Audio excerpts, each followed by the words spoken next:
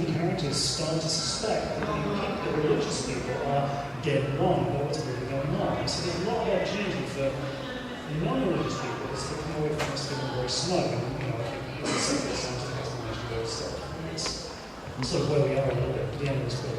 And that's great, except that in the second book, the main character is going to discover that there's even more evidence that the religious people are wrong about what's going on. And unfortunately, these people turn out to be totally wrong about what's going on as well. And another lot of challenge, that's a challenge, but the bigger challenge is that I am now stuck in a position where with Ghost Machine, I'm going to be spending most of the book inside the head of a 17-year-old gay Chinese girl genius. And I'm 0 to 5 on that. And, I guess I couldn't go that action, right? Because the 20-year-old woman who played King Lear, this is this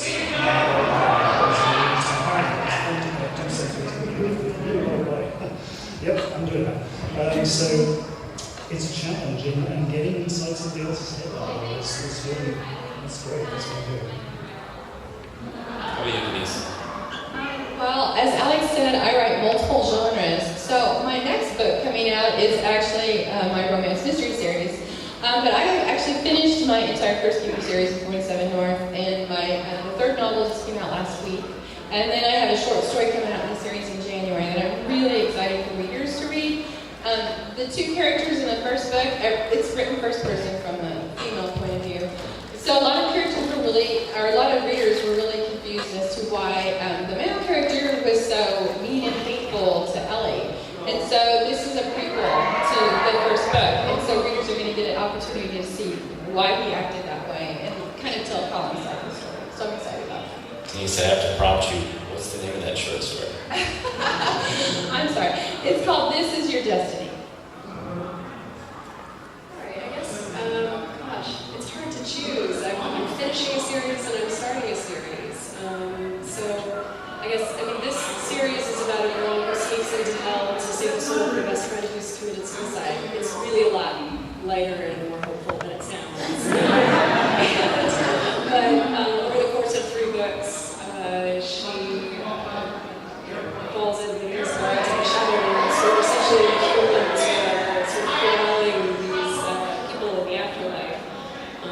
And so this book is set in a hell that's even hellier than the first book. But I'm really proud of that series. Interestingly, I'm wondering if I have some sort of fixation because this book is about, so this is my adult urban fantasy that's coming out on New Year's Day. And it's called Marked, and it's about a clan of powerful supernatural beings called fairies, that's F-E-R-R-Y,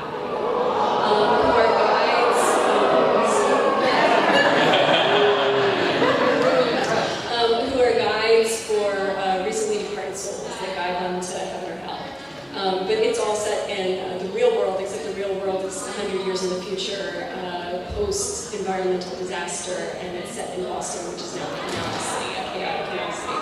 So I'm pretty excited about this series, and the sequel actually comes out in March of next year. So this one comes out New Year's Day, and the sequel claimed comes out in March.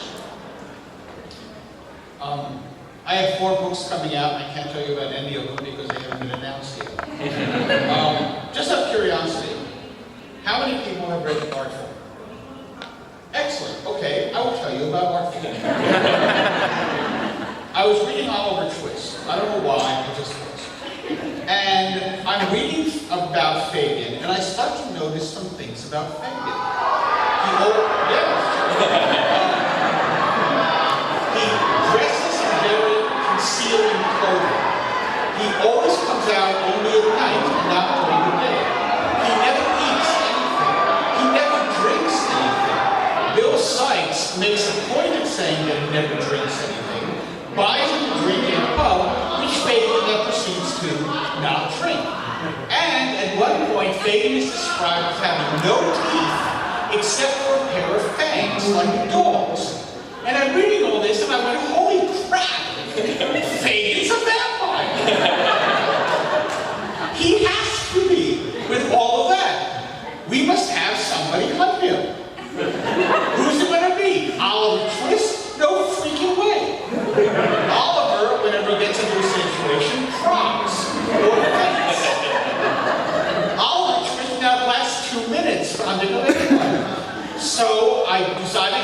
Arthur Dodge would get a little older than when last we saw him, and get dragged into an entire vampire conspiracy in London. His only companions in fighting this conspiracy are a young girl, age 17, who introduces herself as Alexandrina, and doesn't bother to tell him that her full name is Alexandrina Victoria, and she's the next Queen of England. And an 8-year-old boy who says that he knows everything there is to know about vampires, named Abraham Van Helsing. That is what Artful is about. I would like you all to go and buy it. That's how you pitch a book. On that note, I'd like to please open up the panel for audience questions. There are 2 live mics on each side. Please step up and... 10 minutes, yes. Yes, sir. You were on the left. You're first. I have a question regarding getting into like 47North or Skyscape. The project published on Kindle itself, will I be able to upgrade into 47North and Skyscape? No, 47North and Skyscape, they are editorially driven, so it is up to the editorial leads to sort of pick and choose which novels we either make offers on, but the specifics of which we can certainly get into offline. Happy to talk to you after that. How about you? How do you feel like the successful adaptation of books like Game of Thrones turned into a successful TV show have changed it? Because my mother never used to read fantasy until she saw that and got into the books and loves to go on. That's a good question. I want to take that. I didn't actually hear it. Okay. She asked how the televised and cinematic adaptations of great works of science fiction fantasy have sort of made them more mass appealing. Oh yeah, they've given them a huge profile. I mean, I have to say that I've gotten tremendous amusement watching America freak out over all the developments that are going on in Game of Thrones, since to me it's 9 years old. Oh my God, Ned Stark's dead. Yeah. Been there, done that. And it's done one. Let me put it this way. I was watching the first season of Game of Thrones with my wife. I read the book, she did not. When Joffrey came on, I said, oh, it's a no shit Joffrey. And she said, well, why? What does he do? And I said, just wait. And every time he would do something, she goes, that it? I go, no. Then we get to the penultimate episode. Joffrey's sitting there going, bring me his head! And my wife looks at me like this. And I went, that's right. She then went out and read all the books. I can't believe that she is unique in that respect. That when you see really good adaptations, the prospect will go out and read the source material, if anything, so they can just get ahead of what's going on. I think it's great. Anything that prompts people to go to bookstores or go on Amazon or whatever, I think it's fine by all of us.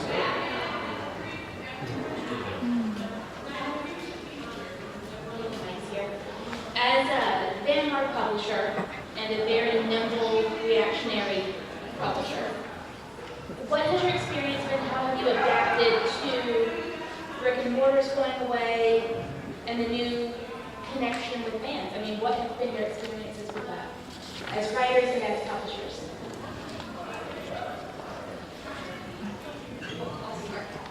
My background is self-publishing.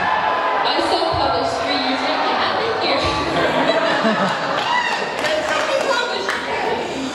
I self-published July of 2011, and I'd been published over a year before 47North approached me about publishing The Curse Keepers, and I gave them a synopsis for it. So, I mean, publishing has completely changed within the 5 years that I started writing books and trying to get published. It's completely different now, and it's made a huge, ebooks have made a huge difference, and independent published, authors like me can find an audience that we couldn't have found before. And honestly, I couldn't get an agent or an editor interested in my first urban fantasy, and now I kind of want to send thank you notes to all those people because I've sold well over 200,000 books of that series, and I've made far much more money and had far much more success with it as an indie publisher than I ever would have if I'd had it published with probably a traditional publisher.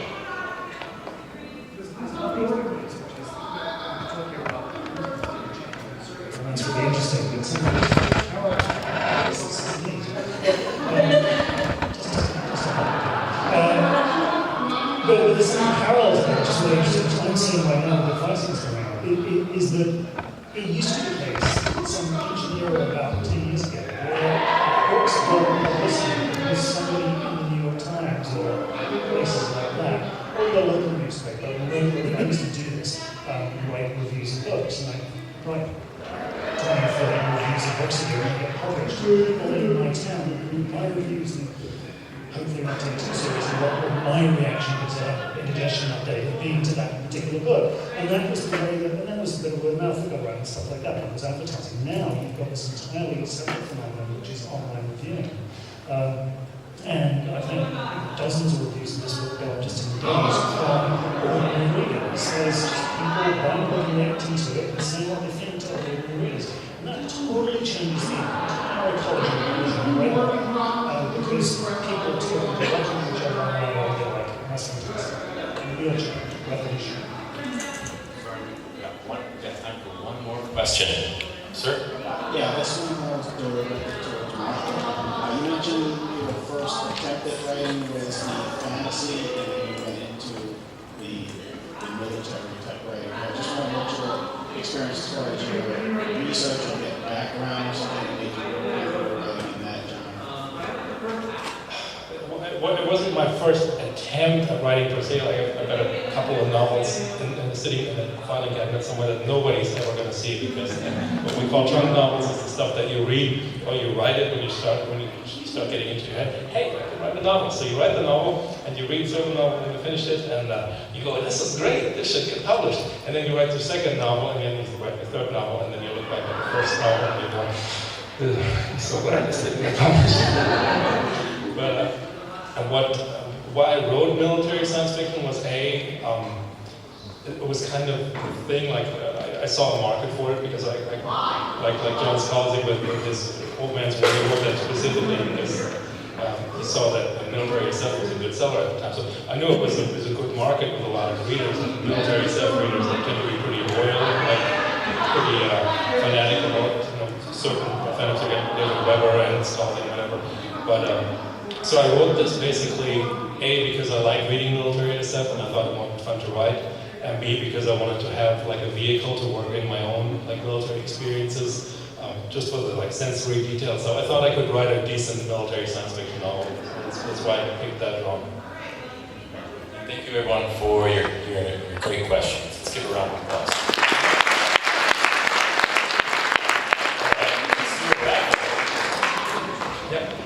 Okay, so we're going to raffle off 2 Kindles and 3 comics produced by Jet City Comics that are signed by George R. R. Martin.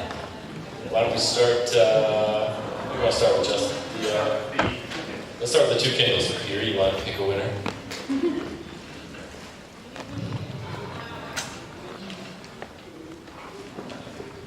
Oh my God! Okay, so we're the numbers? Please. Okay. 712040. Woo! Woo!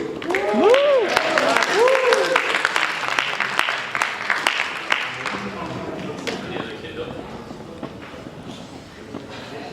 7121.